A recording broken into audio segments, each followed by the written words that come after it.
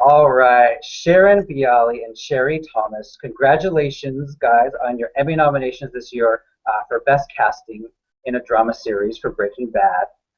Now, I don't know whether this is a good thing or a bad thing, but I think there's a misconception. I think people just assume that you're on your fifth or sixth nominations for the show by now. But oh no, that's dead wrong. This is actually your first and last nomination for Breaking Bad.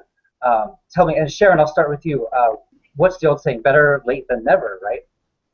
Better late than never. It's funny. When people used to ask us, I used to say, "Oh, our reward is working with Vince every day," which we continue to do, and that's still true. But it really feels good to be recognized by our peers. It's been a long time coming, and we're very proud of it. Yeah, and I mean, this show is one of the best cast, for my money in the history of television. But just look at the Emmys. I mean, Bryan Cranston has won 3 for acting. Aaron Paul has won 2. Anna Gunn has won 1. So it just seems like there was always something missing, and that was you guys getting your nomination, and you finally got it this year. So congratulations. And Sherry, where were you when you found out you were a nominee?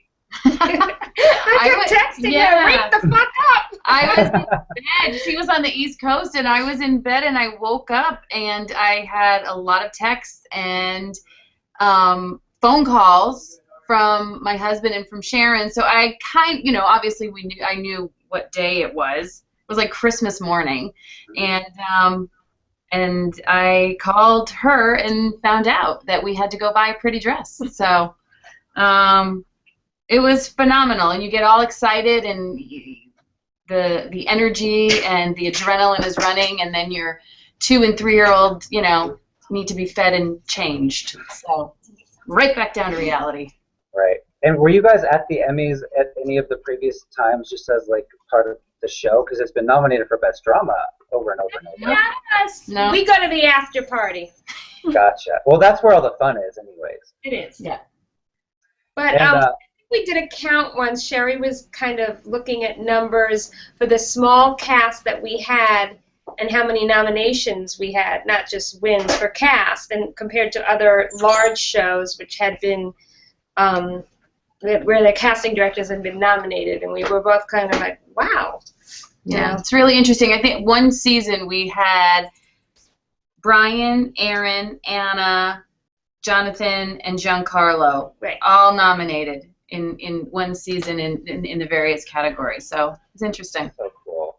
Yeah. Personally, I'm bummed that Dean Norris didn't get in there this year. I was really rooting for him.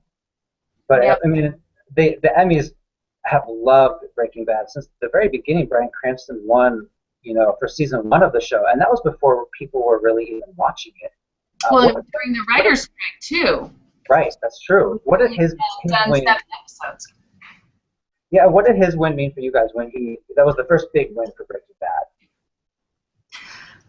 I think this is going to sound crazy, and it's going to sound a little obnoxious maybe, but I think when we went to the screening of the pilot at Sony before it was even on air, we all kind of looked at each other and said, "Who's going to get the Emmy?" And that may happen to a lot of people, but you really knew that this guy was not going to get nominated, but was going to win. So we had that behind us, but when he won, I think it was just a huge stamp of approval from the critics and the community, and then the fans started to follow. It was sort of a validation also of us rolling the dice, getting everybody to roll the dice with us on a risky casting choice for the lead, and what was really AMC's second pilot, because Mad Men still hadn't aired when we were casting the pilot. So it was a risk for AMC and a huge risk for Sony to, get behind the dad from Malcolm in the Middle. Yeah, that's actually one of the reasons I started watching. I saw the commercials, and it was Hal from Malcolm in the Middle. I'm like, oh, I have to see what this guy's doing, now. And I'm so glad I tuned in, because it's changed the TV landscape, because this is, the golden age of television, everyone says, and Breaking Bad's name is always in that conversation. Right. Well, it's a cultural landmark now, I think, and when you read reviews or read any of the discussions about any of the other shows, they'll reference back to Breaking Bad and Walter White and the anti-hero, and I think it allowed other shows to take a flawed hero and make them the center of the show. And there's a third person nominated with you guys this year, right? Is it the location casting? Hira Arai. Yep. Cool. So if you guys, if you win, you all three will go up there together, and does one of you have to speak? Is that the rule? We're just going to pushing talk all night everybody long. out of the way. There's no other awards that night. No. I'm pretty sure I'm the loudest, so I think whoever's the loudest wins. Right. So if we could go back to like. I haven't talked about that yet, to be perfectly honest with you. I mean, I think that we're all in the reality of, you know, that there is several other huge nominees in there, and so we're blessed and honored to be there. We're just gonna have a great time. And it's a long one. The Creative Arts Emmys, it's like 4 hours long, and they always cut people off at the stage. I was talking last week to the Orange is the New Black casting director, and she had one for girls, and she said, I think she said she only talked for like 10 seconds before they cut her off. So. Thank you. Yeah. So back to like the beginning of Breaking Bad. Can you guys remember? Did anybody maybe not audition for the role just because of who they were, if they knew Vince, or did everyone kind of go through the same audition process? Well, there were actors who responded with no TV that we might have reached out to, which is, I don't think, fair to divulge, but it's pretty funny because 90% of them are on television shows now. Mm-hmm. So I think back then, you know, I don't do television if you're a film person was more pervasive than it is today. Right. But in terms of all the people that got awarded the roles, they all went through the process and auditioned, many of them coming in for the casting office first. Yeah. And then going in for Vince, and then going to the test, and it was really a process because nobody knew who they were. You know, our casting community knew quite a lot of them, but I don't know that Vince knew who they were, or any of the, you know, critics knew who they were. You know, Anna, Dean, RJ, Betsy. I mean, it was Betsy's first television pilot. You know. And throughout, I guess, the 6 seasons of the show, was there maybe a guest starring role that was just so hard to cast, it just took you forever to find the right person? Yes, the waiter in the finale. In the finale. Not the finale, the final season, in the last 6, I think it was the third to last episode. Yeah. Just a waiter, and when Brian, Anna, Dean, actually. and Betsy were sitting in the restaurant to meet. Oh yeah, the Mexican restaurant. Yes. That waiter took a lot. Yeah. But we you know, ascribed it to the pressures at the end of the season for everybody. But we did a really wide, extensive search for Lydia, for Todd. Mm-hmm. I don't think it was challenging, but we really reached out, you know, and it was kind of exciting because the actual casting process works. And by that time, the show was a phenomenon, so there were a lot of people wanting to do the show. So I think people that normally on other series would have been offer only actually came in and read for us, which it's a great position to be in. You know, it gives you a little bit of mobility. Right. And so kudos to Giancarlo Esposito and Jonathan Banks, 2 actors that wouldn't normally have to read or audition for a guest star role because they have a huge body of work in addition to a huge body of talent, and both of them came in and read. And I think Vince works that way. He likes to hear it, and then he can make a decision. So many shows on TV rely almost entirely on guest stars. Breaking Bad is the complete opposite. I mean, Walt and Skyler and Jesse, I mean, these were the stars of every episode. Sometimes I feel like some episodes didn't even have guest stars, really. The Fly. Yeah, the Fly one. Did that make it harder to cast the guest stars because there were so few of them? You had to make sure they were just absolutely perfect. don't think it changed because of that. I think that, you know, the bar was set, and we challenge ourselves on a daily basis all the time. Right. And we love what we do, so you just want to keep elevating it as much as you can, more and more and more. Yeah. And do you have a favorite guest star over the years? You kind of mentioned Jonathan Banks and Giancarlo, but maybe like a day player that just really stood out to you guys. Well, for me personally, I don't think any of us knew where Skinny Pete and that Badger were going to go. So for them to come in season 1, right, and then to see them in the finale was pretty great. And it's, you know, it's done great things for both of their careers. So that would be one of mine. And then I think the cousins. The cousins were really exciting. That was, you know, you get that call from Vince, I need you to find, you know, twins. Yeah. And they're Mexican.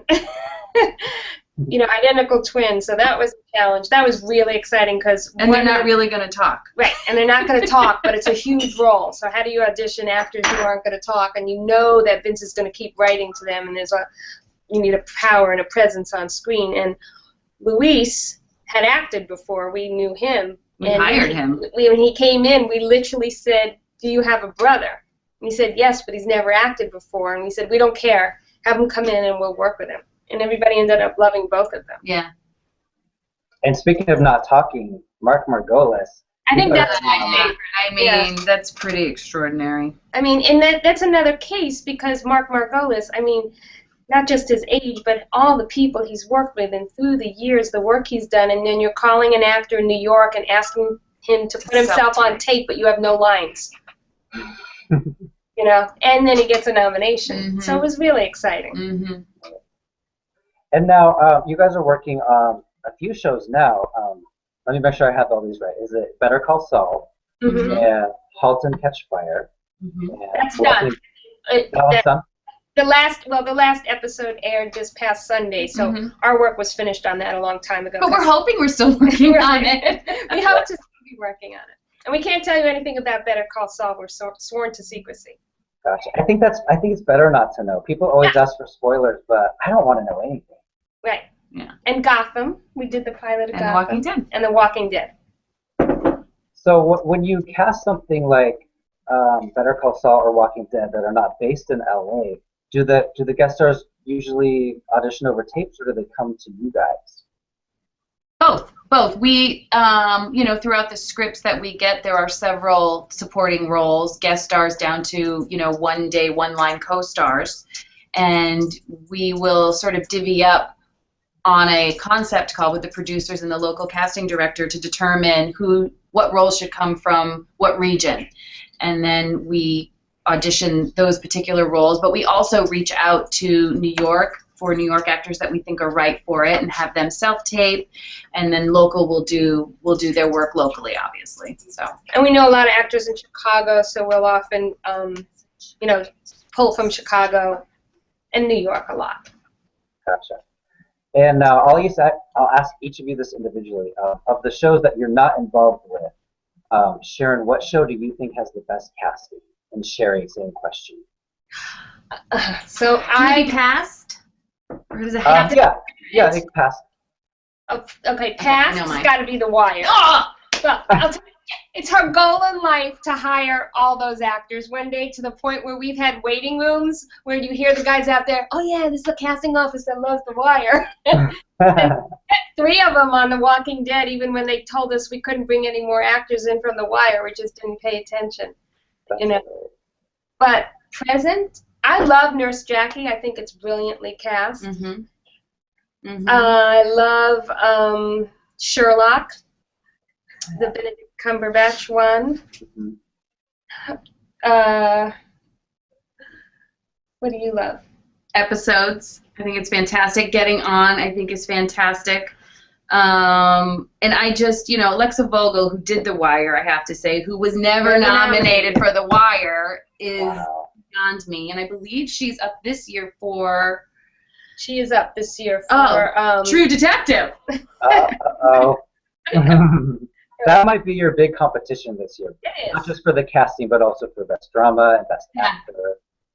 But she's fantastic. What else do I love? You like Orange is the New Black. I do. Anything Danny McBride is in. Anything Danny McBride is in. That's true. Well cast. There's a lot of Game of well-cast Thrones shows. is cast Beautifully. brilliantly. Yeah. I mean, really, really just spot on. I always love when a show comes out and you don't know anyone on the show, and within a year they're all famous, because Yes. that tells you the casting director is doing something right. Mm-hmm. Yeah.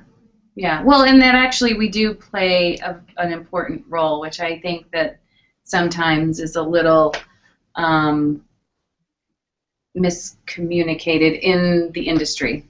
So, yeah. Could you expand on that a little bit? I think there are some thoughts in the industry, or even outside of the industry, that it's all done from the producers or the directors. For example, when we hear an actor say, "Oh, that producer hired me, that's how I got this job," on something we've just brought them in on, we sort of look at each other and we don't say it right away, but, we remember that. And if a producer is hiring an actor because of a past experience, 99.9% of the time it's because that introduction happened from a casting director. So it really, in a way, it starts with the writing, but then it does start with us, if we're allowed to do our job in a way that we love to do our job.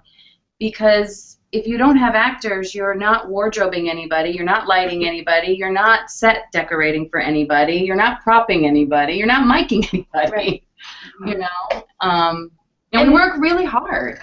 And nothing to take away from costume set design and all that, because it's so important. It's but huge. I've always felt in a pilot, you can make a mistake in one of those arenas, and your pilot can go on, get picked up, and have a long and healthy life. You can't make a mistake in casting because the show won't go on. Right. You know? I love that you mentioned that, because it brings up this whole thing about the Emmys are the only award show that honors casting directors. The Oscars don't do it. The Tonys don't do it. So, do you know why that is? Is there? I mean, there was this great movie called Casting By. Mm-hmm. Yeah. So it's kind of bringing this to the forefront, but I think there needs to be at least an Oscar for best casting. I can't believe there's I think it will happen within, I hope, 5 years, because I think there's momentum going forward because of that, and there's a lot of directors who really support it as well. I mean, it is, people have said, well, the costume, the director makes all the decisions, but he doesn't, pick the set. They collaborate. And I think any of the great writer, producer, showrunners will say the same thing. Starting with Vince, who says, in the hands of any other actor, this show wouldn't be the same. So he attributes a lot of the success, of Walter White to Brian. Mm-hmm. So absolutely. Yeah. I think there was an episode of the X-Files where Brian was on it, and I think, is that where he met Vince originally? That's where he met Vince, and Vince remembered and had him in his head. The funny thing is, we went into our interview with Vince for the job, and we had just auditioned Bryan Cranston for Aaron Sorkin's new play, The Farnsworth Invention, which was premiering at La Jolla Playhouse, which he didn't get. And it was unbelievable. And, it's a lot of language, and so stylistically different than Malcolm in the Middle or Breaking Bad, and we were both blown away. So we went into Vince's meeting, and I think Sherry said, "You're going to think we're crazy, but we have an idea." And Vince was like, "That's who I want."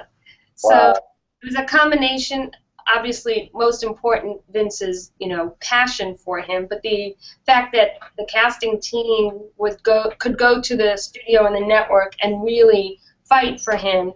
And he came in and just did a meeting with Vince, and I happened to be in the meeting, and he's so smart. He did the smartest meeting I've almost ever seen, because not only did he discuss the character, but there were certain lines from the script that he just kind of played around and did. So within that meeting, he was showing that he truly understood the character. Mm-hmm. So cool. He's such a guy. He's the best. You know, which translated into his role, because as bad as Vince made him, the audience still was rooting for him. Mm-hmm.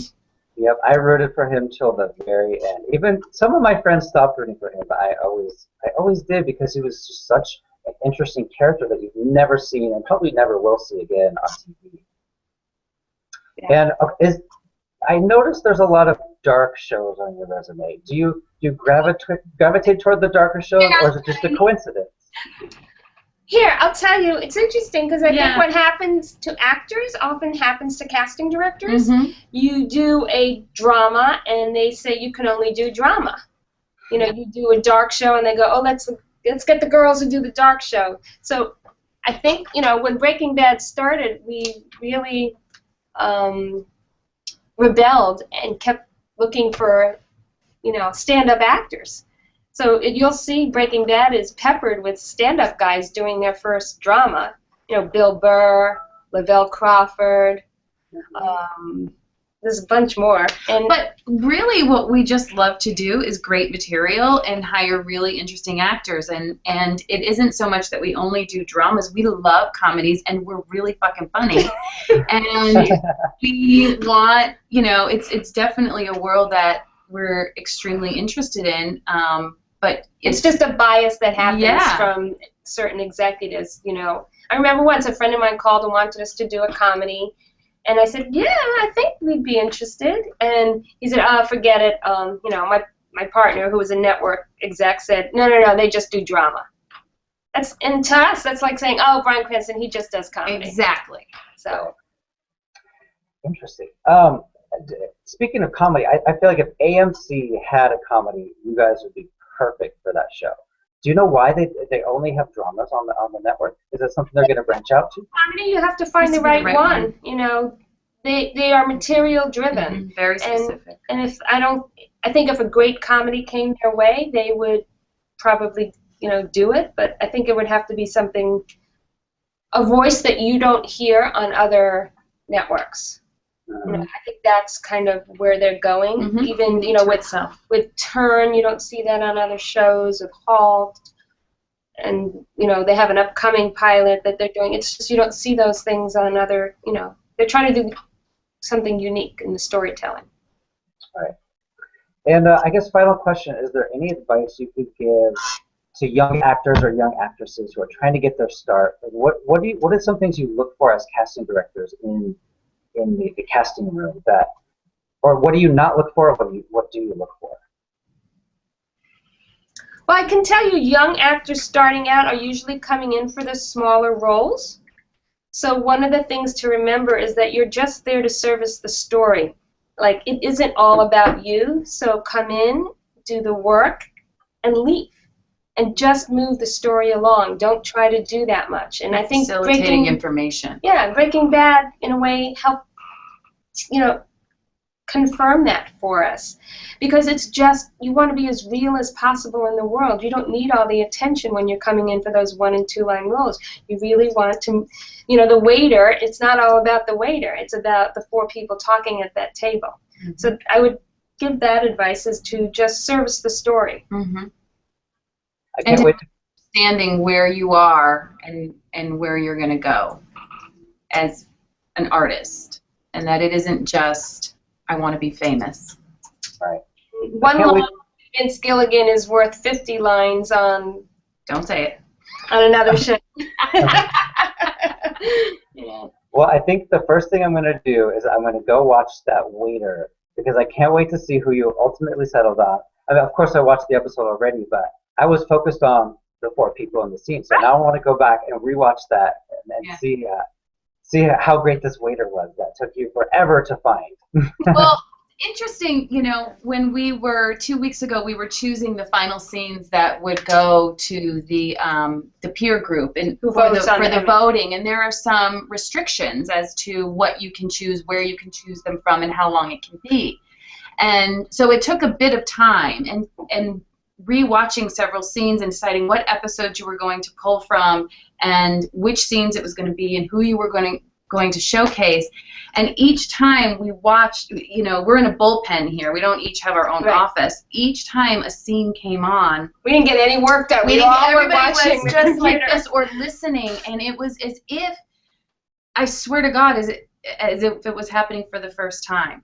Goosebumps. Whatever moment was going on, you just, it was riveting. And so it just made us proud all over again. It's pretty amazing. So awesome. Well, congratulations on your Emmy. It's a crime this is your first nomination, but hey, they finally made it up to you, like giving you one for the last year. So we can forgive them just a little bit, I guess.